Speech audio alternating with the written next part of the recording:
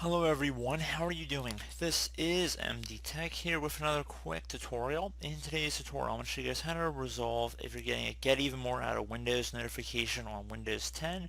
So I'm going to show you guys a quick tutorial about how to disable that if you're looking to do that. And we're going to go ahead and jump right into it.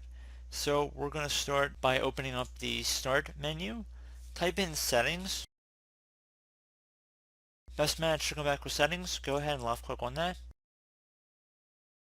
Select the System tile, and then left click on Notifications and Actions on the left side. Now you want to uncheck the box which says Show me the Windows welcome experience after updates and occasionally when I sign in to highlight what's new and suggested. And also uncheck where it says Get Tips, Tricks, and Suggestions as you use Windows, unless of course you want that option. That's more optional in the grand scheme of this tutorial, but we'll just turn it off because most of you guys probably don't want any of these suggestions. So once you're done with that, you can just go ahead and close out of here. And that should be about it. So I do hope this brief tutorial was able to help you guys out, and as always, thank you for watching, and I do look forward to catching you all in the next tutorial. Goodbye.